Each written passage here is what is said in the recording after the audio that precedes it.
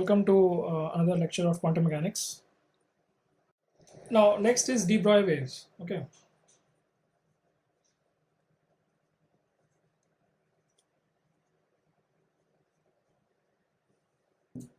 Now, what does de Broglie waves tell you? Like, see, de Broglie. This is pronounced as Louis de Broglie. Okay.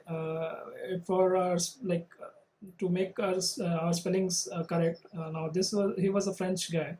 So we from school we used to pronounce it as Louis de Broglie. It's good for avoiding a spelling mistake, but actually it's Louis de Broglie. Okay, so Louis de Broglie was he was doing his PhD. Like when in his PhD thesis he proposed a hypothesis. This is at the time when all the scientists were very crazy about this thing that they were all focused on the particle nature of photon. All right, like starting from Planck, Einstein, and everyone.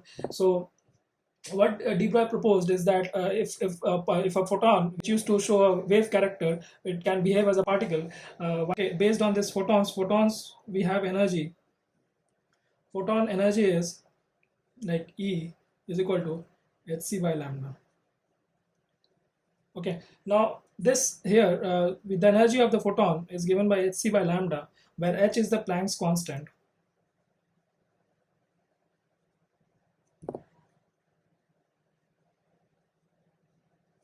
And this is 6.626 into 10 to the power minus 34 joule second. Okay, now the speed c is the speed of light,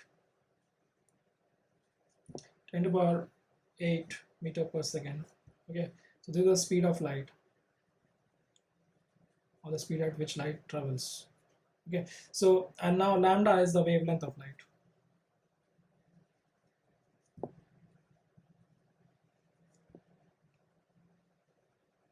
Now one can see that the energy of the photon depends on the wavelength of the light.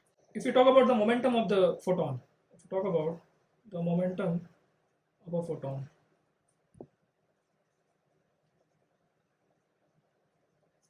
so this is P is equal to E by C. Now this gives you hc by, okay, so hc by lambda was there and C again a lambda, so h by lambda.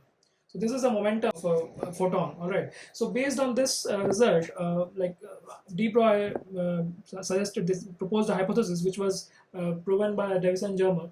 Okay, in their experiment. So in that case, what happened was that they were able to show that the electron were showing diffraction pattern, and diffraction is a way to show if any particle, if any material object is showing diffraction behavior. Then it definitely has a wave character, because diffraction experiments are purely wave mechanical phenomena. Okay, so they were able to prove this hypothesis, and the hypothesis states that he said that the elementary particles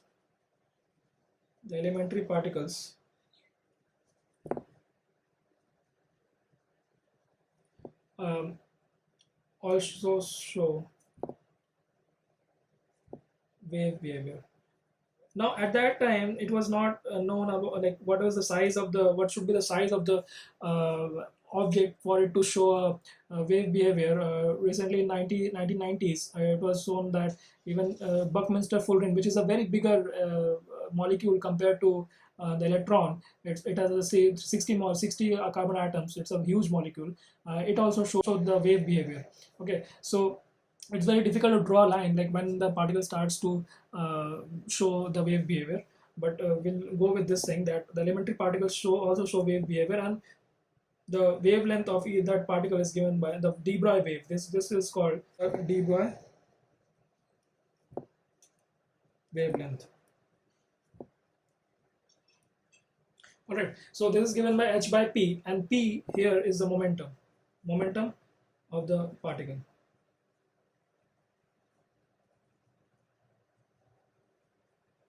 Okay, momentum of the particle.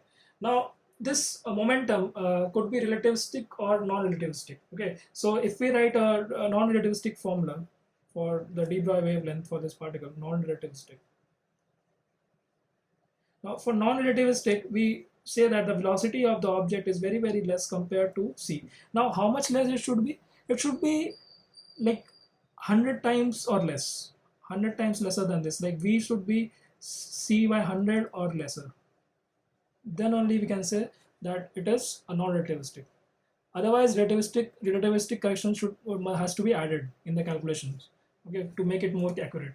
So in this case, if the velocity, if it's very less than the speed of light, then the de Broglie wave, like this thing, the momentum of the object is given by mass into velocity, and the de Broglie wavelength, let's write it like de Broglie wavelength is equal to h by p, which is h by mv.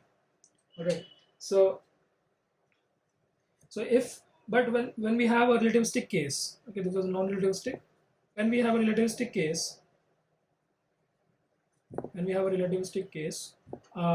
say the v is of the order of, when we write this, we will say that of the order